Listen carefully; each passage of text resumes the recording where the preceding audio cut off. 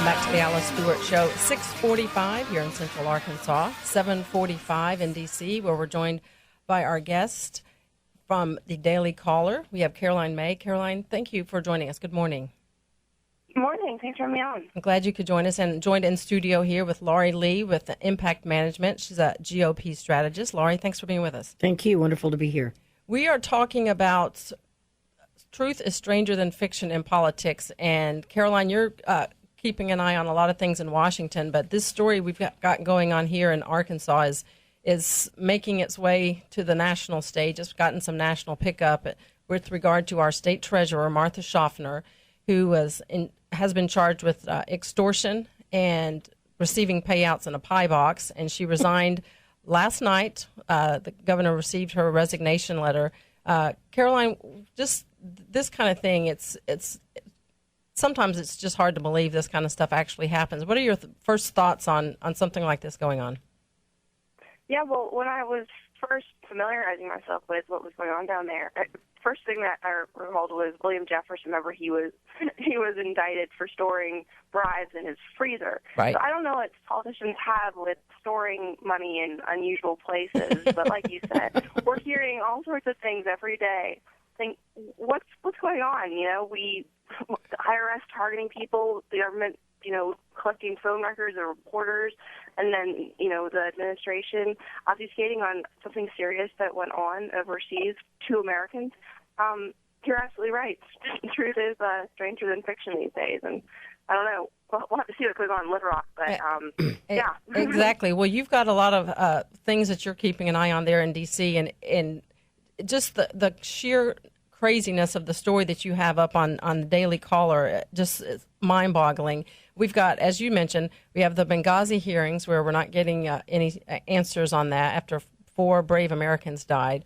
We have the IRS targeting conservative groups, acknowledging that, and then we have the head of the IRS will testify today, and we understand she'll plead the Fifth, so we'll sit there for several hours hearing her plead the Fifth. And then we also have the Department of Justice, who has seized phone records of the Associated Press. Now we know they've been tracking Fox News reporters around as they go about doing their work. And this sad, awful tragedy there in Oklahoma with over 20 dead. And next week, they're going to pull out all the stops and have a star-studded gala there in Washington. Yeah, well, I actually believe it's happening tonight. They're just going to be airing on PBS next week. Okay. So, I mean, and that actually came out later when they released the schedule of events for the White House. But yeah, so I believe that's happening tonight, and we should be hearing about, based on poll reports and maybe some other reporting, that Carole King will be receiving the Gershwin Award for Best Song, and then they're also going to be having additional, I guess, performances from James Taylor, Trisha Yearwood, a guy named Jesse McCartney, Gloria Stefan, and Billy Joel. Are tickets still available?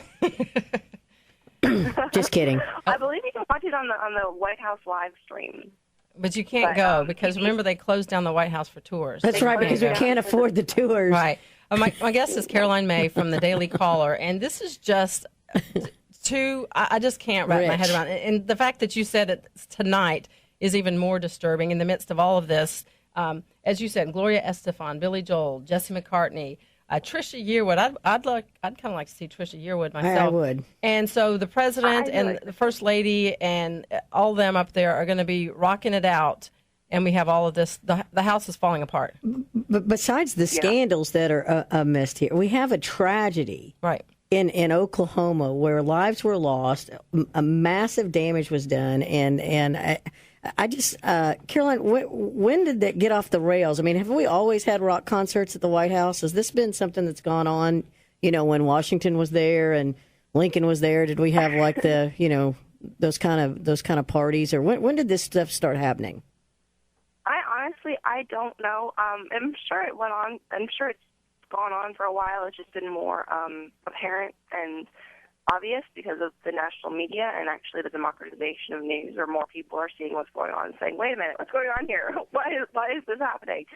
But I honestly couldn't tell you. But I don't seem to mean to be overly partisan, but I really can't recall George Bush ever having a rock concert, especially among all of the scandals, things, and he had his own challenges. I mean, and you know, things. Yeah. But I can't imagine in the midst of all this stuff that George Bush would be having Gloria Estefan to the White House throwing a kick up.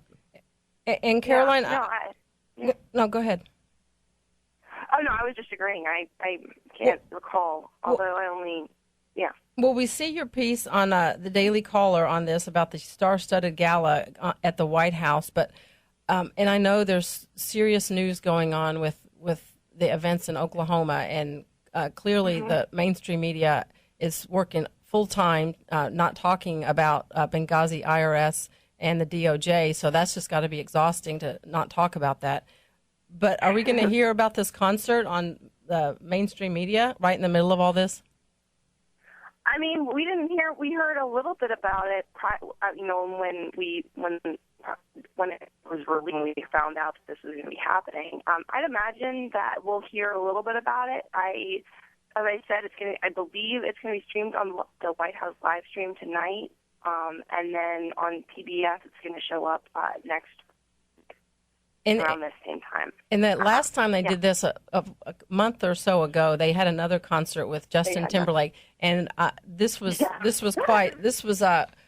quite creative in their defense of having this. Was that, well, this allows people that can't afford to go to a concert, they can see it free on PBS, see this concert, and that was pretty creative spin there. Yeah, well, I mean, for people who can't afford to see Carol King live in concert, you can watch them on the White House live stream, and then on PBS. There you go.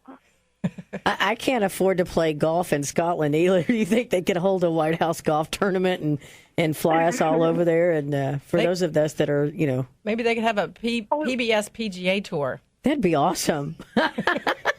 Maybe, but the press doesn't usually get to go with Obama on his golf outing. Oh, man. That's his time. Hey, do you think that maybe just the president's little girls get up every morning and decide which rock concert they want to see that month? That's funny. I remember a couple of years ago, didn't they bring in the Jonas Brothers? Yeah, they did. they brought in the Jonas Brothers to go say hey to the.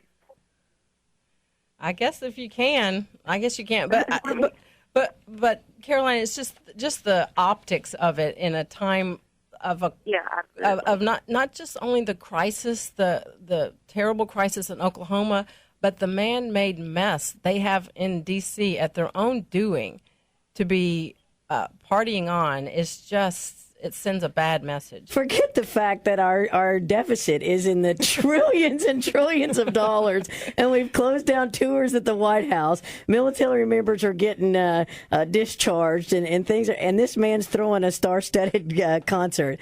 It just absolutely just blows my mind. Well, Caroline, have you heard? We've got just about a minute left, but I'm sure you'll be keeping track on this. But generally, they invite a couple key people to make it look good. Have you heard who they're inviting to be their guests? Are there any people on the guest list that have been leaked out yet? I haven't gotten any word on that yet, but I'm keeping my eyes open. I think we'll probably have more of an indication of that later today, or I'm gonna see if I figure out a way to keep an eye on this. So. Well, I don't know. I don't think Chris Matthews is coming. Chris Matthews will be singing "You've Lost That Love and Feeling." That's what I hear. He's the headliner. Well, Caroline, I'm sure you'll be.